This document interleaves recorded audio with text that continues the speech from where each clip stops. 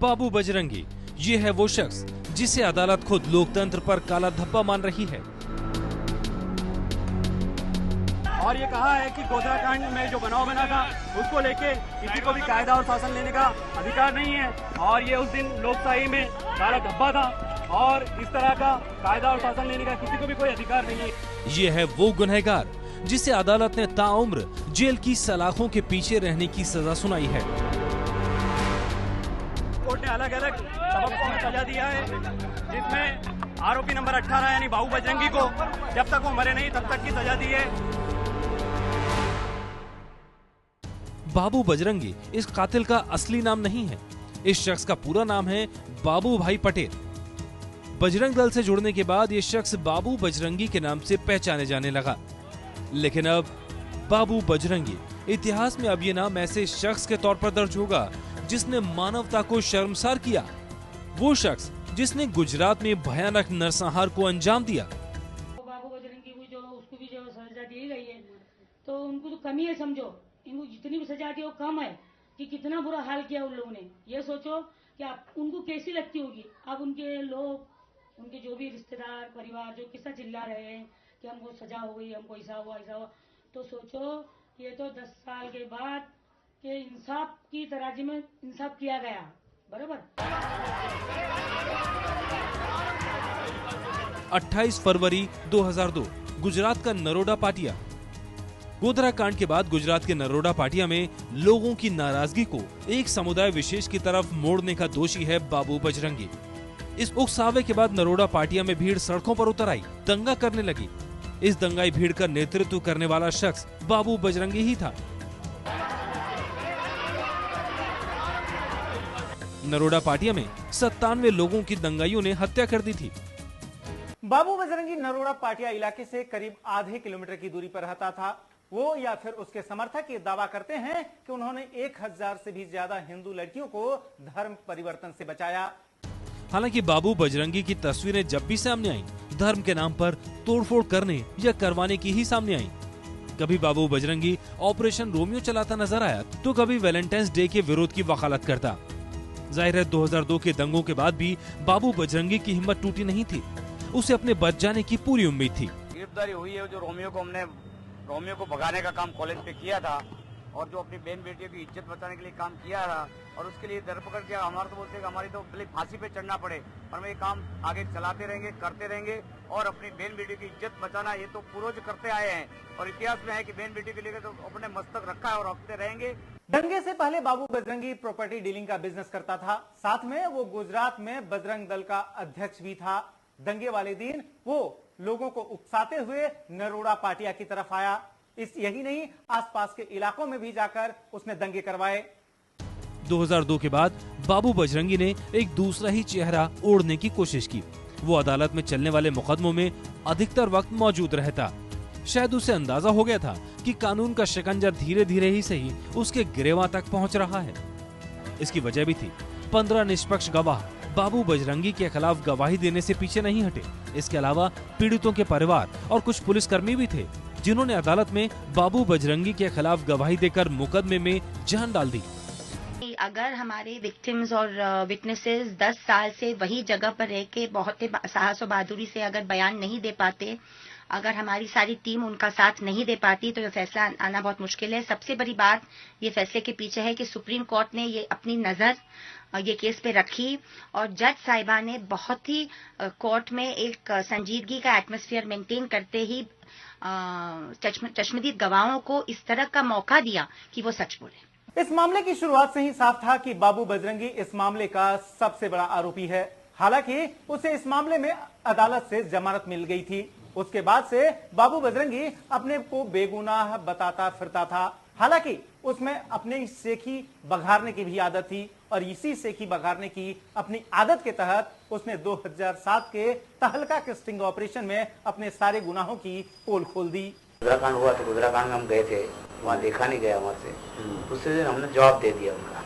गुजरा कांड में तो देखने जैसे कोई भी आदमी देखे तो ऐसा हो जाएगा कि अभी का अभी सबको मार डालो या काट डालो। परिस्थिति ऐसी थी थाने में सब और इसके डब्बे में। तो गुजरा कांड को जो सीन देखा हो फिर यहाँ नरोडा में आके हमने उसका प्रतिकार दे दिया। इस स्टिंग ऑपरेशन में बाबू बजरंगी अपनी करतूत कैमरे के सामने कबूल कर रहा था। हम तो रात को ही सब इकट्ठा कर लिया, हमारी 29-30 जन की टीम ने हमने इकट्ठा कर लिया। इनके पास बंदूक है तो हम पहुंच गए रात को, तुम्हारी बंदूक दो हमको। तो बोले नहीं देता हूँ, कल तुमको गोली मारेंगे, भले हिंदू हो तो। कल नहीं दिया तो लोगों ले जाओ, जितने कारतूस से बंदूक ले जाओ।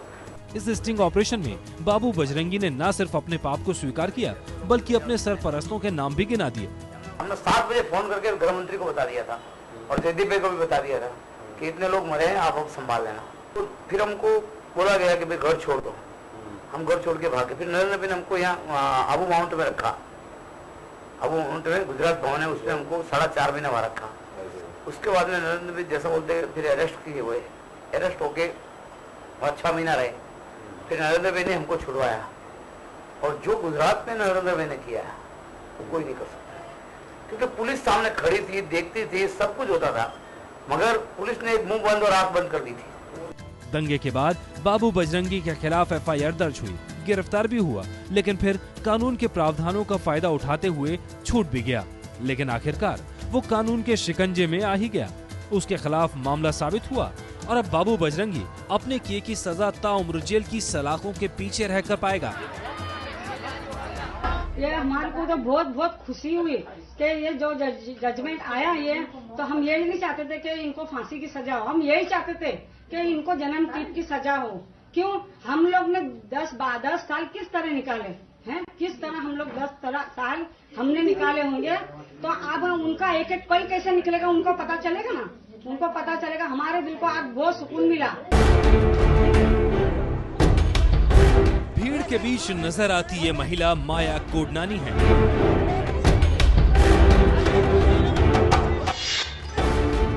जो नरोडा पाटिया दंगों की कसूरवार है, जिसने दंगाइयों की अगुवाई की, जिसने दंगाइयों को हथियार मुहैया कराए। 10 साल तक ये बातें माया कोडनानी के लिए आरोप बनी रही, लेकिन 10 साल बाद ये साबित हो गया कि माया कोडनानी नरोडा पाटिया दंगों की दोषी है। माया को उसके इस गुनाह के लिए कोर्ट ने 28 साल की सजा सुनाई है। दंगों के केस में पूरे हिंदुस्तान के इतिहास में पहली बार इतनी बड़ी कार्रवाई हुई है, जिसमें कोर्ट ने अलग अलग सेक्शन के तहत सजा दी है, जिसमें मायाबेन सहित सभी आरोपियों को 326 के तहत 10 साल की सजा की जोगवाई दी है। 10 साल पहले 326 में उनको सजा काटनी पड़ेगी, उसके बाद उनकी लाइफ इम्प्रिजनमेंट की जो सजा है वो गिनी जाएगी। इस तरह से मायाबेन को 28 साल है। कोर्ट ने जब सजा का ऐलान किया तो माया कोडनानी की आंखों में आंसू थे। शायद माया को दंगों के वक्त ये एहसास नहीं था कि एक दिन अपने इस गुनाह के लिए उसे कटघरे में खड़ा किया जाएगा और हर गुनाह का उससे हिसाब लिया जाएगा। सजा हुई है तो इससे ज्यादा और होना था, क्यों? चलो फिर भी इतनी अल्लाह का बहुत बड़ा लाख शुक्र, इतनी सजा हो गई। तो हमको इतना जरूर है कि जितना हमने 10 साल कैसे बिताया और कैसे गुजारा है, पल पल हमारे कैसे गुजर चुके हैं, तो उनको भी तो पता होना चाहिए कि पता पड़ेगा कि कैसे कैसे गुजरे जाते। तो हम पे जैसा गुजरी है तो उनको भी मालूम पड़ेगा ना कि कैसा गुजरा जाता। माया कोडनानी पहली विधायक है जिसे 2002 में गुजरात दंगों के लिए सजा सुनाई गई है। डॉक्टरी के पेशे से ज्यादा उन पर राजनीति हावी रही। उनके पिता भी RSS के कट्टर कार्यकर्ता थे। विभाजन के बाद पाकिस्तान के सिंध से आकर वो भारत में बस गए थे और गुजरात को उन्होंने अपना स्थायी ठिकाना बनाया था। माया ने गुजराती स्कूल में पढ़ाई की। माया कोडनानी वडोदरा के मेडिकल कॉलेज में दाखिला लेने से पहले ही राष्ट्रीय सेविका समिति में शामिल हो चुकी थी, जहां वो एक डॉक्टर बनी। नरोडा के कुबेर नगर में माया ने अपना अस्पताल बनवाया, लेकिन डॉक्टरी पारी के साथ साथ माया की राजनीतिक पारी भी शुरू हो चुकी थी। माया कोडनानी को पहली सफलता साल 1995 में निकाय चुनाव में मिली। साल 1998 में माया नरोडा से विधायक बन चुकी थी। अपनी भाषण देने की कला से माया कोडनानी बीजेपी में काफी लोकप्रिय थी। वह लाल कृष्ण आडवाणी और नरेंद्र मोदी के भी काफी करीब मानी जाती थी। लेकिन 2002 में हुए गोधरा कांड के बाद माया कोडनानी के राजनीति की दशा और दिशा दोनों ही बदल गई। निर्दोष है, देश के न्याय तंत्र पे मुझे पूरा भरोसा है। कल SIT के चेयरमैन श्री राघवन जी दिल्ली से पधारे थे, सत्यपति जी भी उनके साथ थे। हमने उनको विनती की, करबद्ध विनंती की कि आप हमें थोड़ा समय दीजिए ताकि हम भी कुछ आपके आगे बोल सकें, रजूआत कर सकें, किंतु उन्होंने हमें सुना भी नहीं। चुनावों के बाद माया कोडनानी के सितारे बुलंदी पर थे। माया कोडनानी 3 बार बीजेपी से विधायक रही। नरोडा पाटिया की घटना के बाद हुए गुजरात विधानसभा चुनाव में कोडनानी ने भारी बहुमत से जीत दर्ज की। 2007 के गुजरात विधानसभा चुनाव में फिर जीती और गुजरात सरकार में महिला बाल विकास मंत्री बन गई। सुप्रीम कोर्ट ने गोधरा कांड सहित गुजरात दंगों के 9 बड़े मामलों की जांच के लिए एसआईटी का गठन किया और इसी एसआईटी ने नरोडा पाटिया मामले की भी जांच की। करीब 7 साल बाद इस मामले की फाइलें दोबारा पलटनी शुरू हुई और ऐसे में माया कोडनानी का गुनाह एक के बाद एक बाहर आना शुरू हो गया। एसआईटी ने माया कोडनानी को पूछताछ के लिए बुलाया, लेकिन कोडनानी हाजिर नहीं हुई। ऐसे में कोडनानी को भगोड़ा घोषित किया गया। बाद में हाईकोर्ट की फटकार के बाद से माया कोडनानी सामने आई और फिर उनकी गिरफ्तारी हुई। इसके बाद माया कोडनानी को मंत्री पद से इस्तीफा देना पड़ा।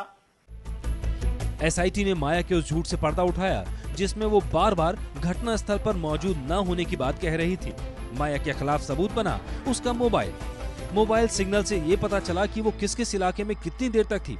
जांच में पता चला 28 फरवरी की सुबह 7 बजे माया अपने घर शाहीबाग में थी। 7:15 बजे वो घर से निकली और 11:15 बजे सिविल अस्पताल पहुंची। ये वो अस्पताल था जहां साबरमती कांड में मारे गए लोगों के शव रखे थे। सिविल अस्पताल से 11:30 बजे माया नरोडा पाटिया के लिए रवाना हुई। दिन के 12:15 से 4:15 बजे तक माया के मोबाइल की लोकेशन नरोडा पाटिया रही। यही वो वक्त था जब नरोडा पाटिया में दंगाई लोगों को निशाना बना रहे थे। एसआईटी ने फाइलों में दफन हो चुके इस अहम सबूत को जांच का सबसे बड़ा आधार बनाया और फिर कस गया माया कोडनानी पर कानून का शिकंजा। जो राजनीतिक व्यक्ति और जो राजनीतिक दलों के नेता और कार्यकर्ता इस नरसंहार में शामिल थे, उनको अदालत ने कटघरे में खड़ा करके फैसला सुनाया है। पर अभी भी जो बड़ा सवाल है, वो बड़ा सवाल का जवाब अभी भी नहीं आया है कि उस सरकार की जवाबदारी का क्या होगा।